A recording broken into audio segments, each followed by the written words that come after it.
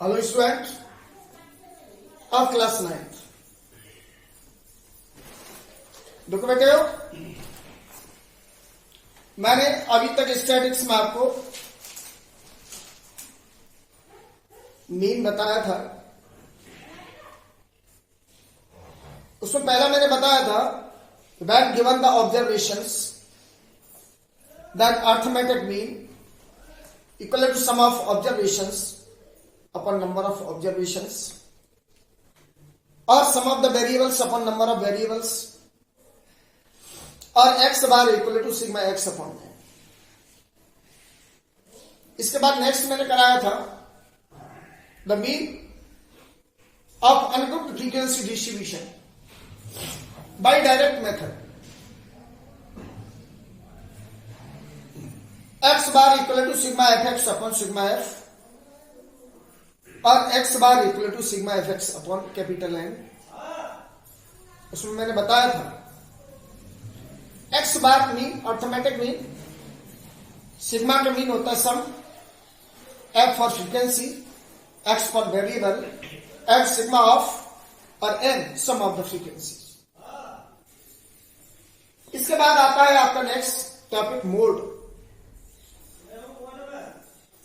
तो देखो बेटा, मोड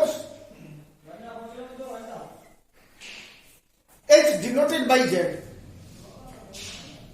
जिस तरीके से मीन को अपन एक्स बार से रिप्रेजेंट करते थे, ऐसे मोड को जेड से रिप्रेजेंट करते हैं। तो mode is denoted by Z. अब इसमें देखो टू टाइप्स होते हैं। पहला, व्हेन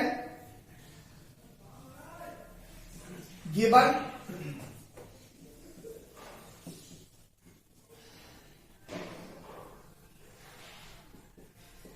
observations, देखो बेटे, 7 2 8 3 7 7 5 6 4 7 3 7। ये आपको ऑब्जर्वेशंस गिवन है। दैट आर कह लो या ऑब्जर्वेशन कह लो, और इनका अपन को मोड फाइंड कर। तो देखो बेटे, आपके ऑब्जर्वेशंस में जो टर्म मैक्सिमम टाइम रिपीट होता है, वही टर्म आपका मोड होता है। देखो बेटे, इधर फिगर 7 1 2 3 4 5 तो आपका 7 है, वो 5 टाइम रिपीट हुआ है। इसका मीन मैक्सिमम फ्रीक्वेंसी वाला टर्म आपका 7 हो गया। तो जिस टर्म का फ्रीक्वेंसी मैक्सिमम होता है, वही टर्म आपका मोड होता है। अब इनमें देखो 7 2 8 3 7 7 5 6 4 7 3 7 मैक्सिमम टाइम रिपीट है। तो जो टर्म मैक्सिमम टाइम रिपीट होगा, वही टर्म आपका मोड होगा। तो मोड इक्वल टू 7। दूसरी चीज इसमें गौर करने वाला बात कि मोड का जो वैल्यू है 1 से मोर भी हो सकता है। जैसे इसमें ओनली एंड ओनली 7 आ गया। मोड आपके सिलेबस के अकॉर्डिंग मोड केवल यही है। डबल मोड भी होते हैं, ट्रिपल मोड भी होते हैं, लेकिन वो आपके सिलेबस में नहीं है। आपके सिलेबस में एलोन है।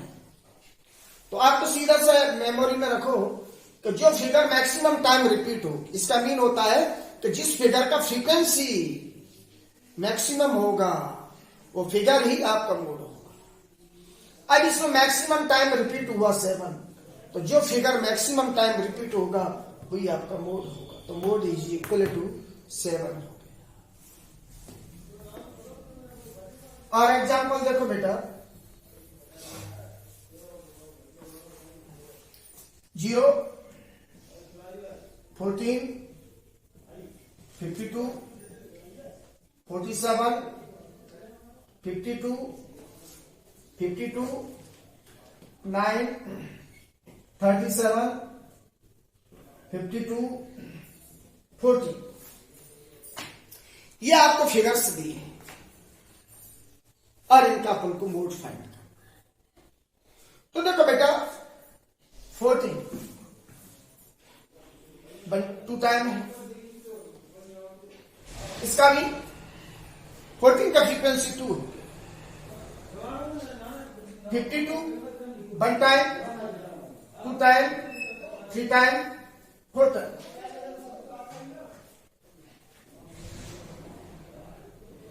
तो मैक्सिमम फ्रीक्वेंसी वाला टाइम आपका 52 हो गया। तो जो टाइम मैक्सिमम टाइम रिपीट जो हुआ वही तुम्हारा मोड होगा।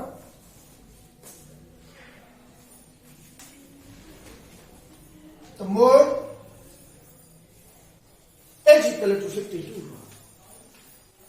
कैसे देखो बेटा, वेरिएबल्स गिवन है 0, 14, 52, 47, 52, 52, 9, 37, 52 एंड 40।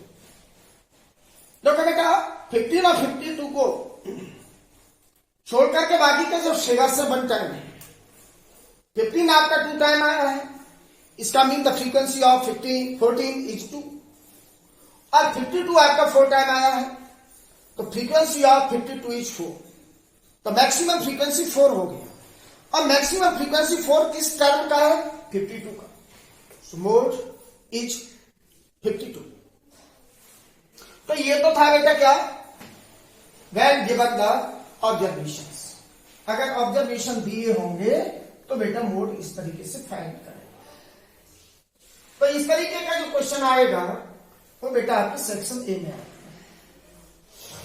अब इसके बाद आता है मोड ऑफ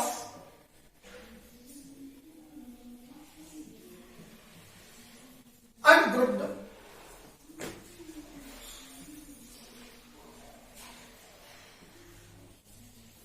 फ्रीक्वेंसी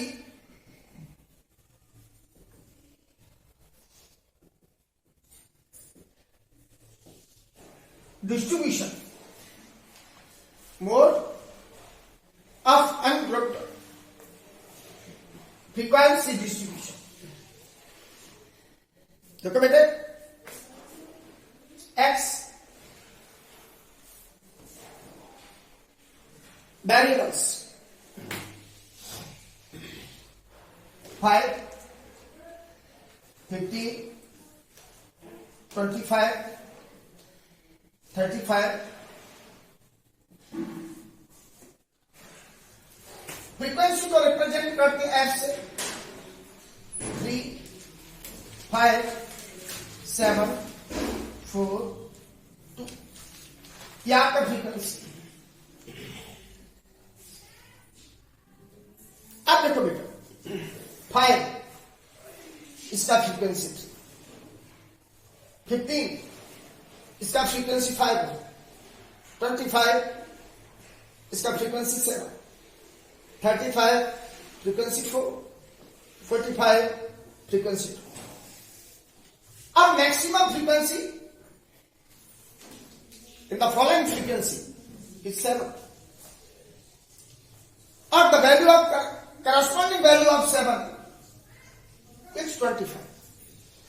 तो मैक्सिमम फ्रीक्वेंसी का जो करस्पॉन्डिंग वैल्यू होगा वही आपका मोड होगा। तो देखो बेटा रिकॉर्ड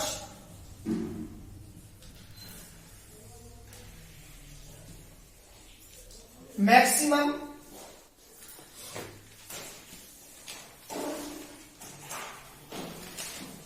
फ्रीक्वेंसी इक्वल टू 7 का corresponding value 25।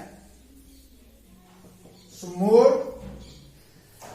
of the following and frequency distribution is 25.